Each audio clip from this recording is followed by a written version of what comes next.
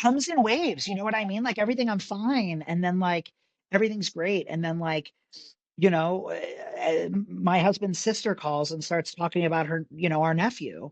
And my heart just like does a flip. And I'm just like, oh my God, I'm never going to be able to experience something like that. Welcome back to another installment of I'm Fine. When we say I'm fine, it can hide a lot.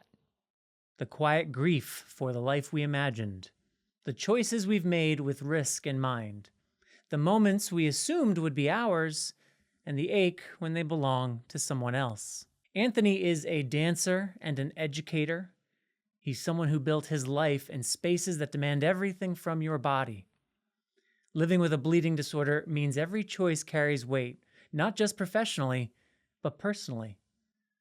Over time, those choices shape the story you tell yourself about who you are and who you might never get to be. The story that I tell myself that I imagined, but that I didn't get to live is that I would have ended up working professionally on a regular basis under a production contract and then became an educator at a top 20 musical theater school.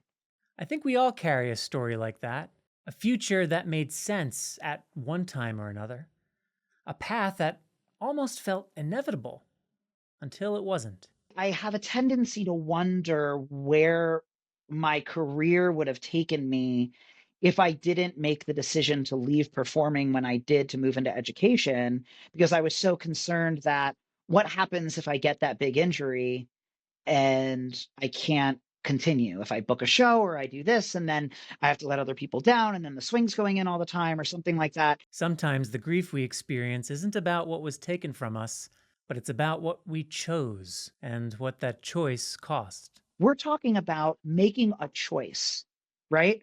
We are choosing to have a child.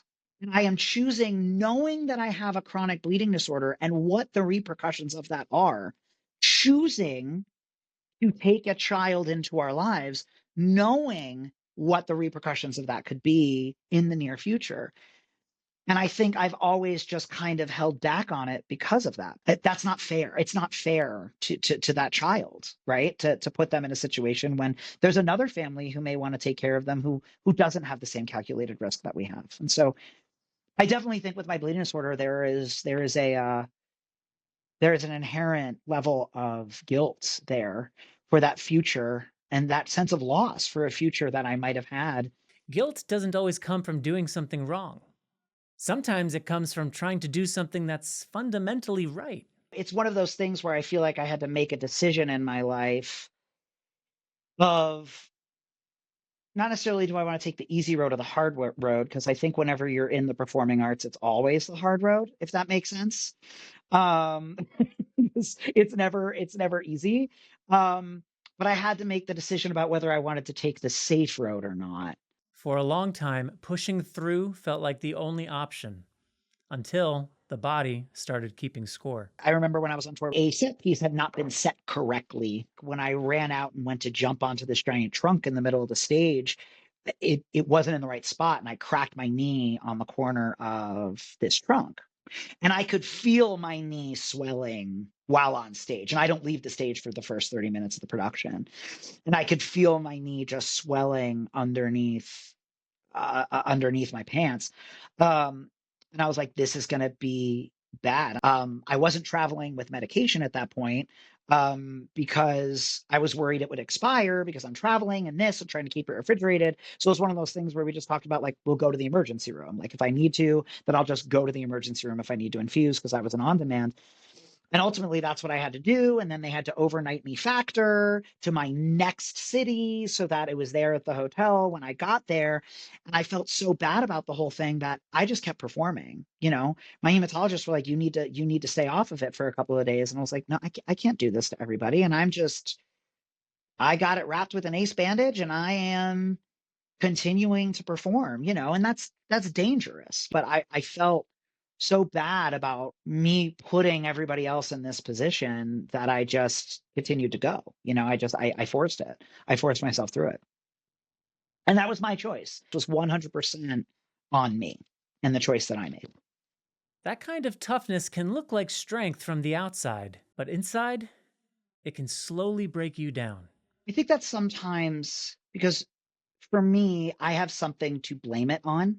And because of that, for a long time, it made me really truly hate a part of myself that I couldn't change. And When grief doesn't have a place to go, it can turn inward, and it convinces us that the problem is who we are. there was this part of me that I never liked and I hated about myself. I felt like was crushing my soul and my dreams, and that there was no way that I was going to be able to fight back from it because no matter how much medication I take, it's still there. It's still something that I need to continue to focus on. It's a financial burden, it's a physical burden, it's an emotional burden. Once I started to realize that this part of me actually helped make me stronger and was a part of me being able to fight back, and it, it taught me some skills that maybe some other people don't have, and I'm able to persevere in a way that I think maybe some other people aren't. Why can't this be a part of what I love about myself? I wanted to celebrate this part of myself instead of continuously blame everything that was happening negatively in my career on something that I couldn't change. And because I couldn't change, there was nothing I could do about it. So I was just playing the victim. And so I think that's the thing, is that if we can learn to love the things about ourselves that we actually hate, it's going to make us happier in the long run, because everything does happen for a reason and these things make us unique. And if we were all the same, this world would be a pretty boring place, and we need to celebrate the things that make us different. This isn't a redemption arc. It's not a happy ending. It's what happens when the story you tell yourself changes, even if the grief does not. But I always think that I had been always kind of beaten down a little bit, that I was never going to be able to have that level of success or fame, because my bleeding disorder was always going to get in the way. And I think now, looking back on that years later, times have changed, and it's almost like our differences are being celebrated. It's being seen as a positive thing. Let's create art around that, rather than creating art in spite of that. And I think that's the shift that we've had when it comes to individuals with invisible disabilities. And that shift matters, but it doesn't erase the grief that came before it.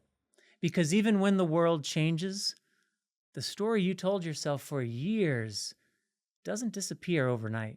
I try really hard not to say I'm fine anymore. That's definitely something that and I'm still working on it, um, because it doesn't mean that. Like, what does I'm fine even mean? I'm fine can be armor. It can be survival. And sometimes it's the only way we know how to keep moving. It took me a really long time to get there, and I'm not even still there. I'm still dealing with it. You know what I mean? Complicated grief doesn't resolve itself neatly, nor does it disappear just because it's been recognized as present. But one thing complicated grief does do, it asks us to tell the truth about the stories that we've carried and the lives we may have imagined. And it asks us to allow that part of ourselves to be present, not overbearing or burdensome, but there, a part of us, just like any other part, a part of a whole person brave enough to not have to say, I'm fine.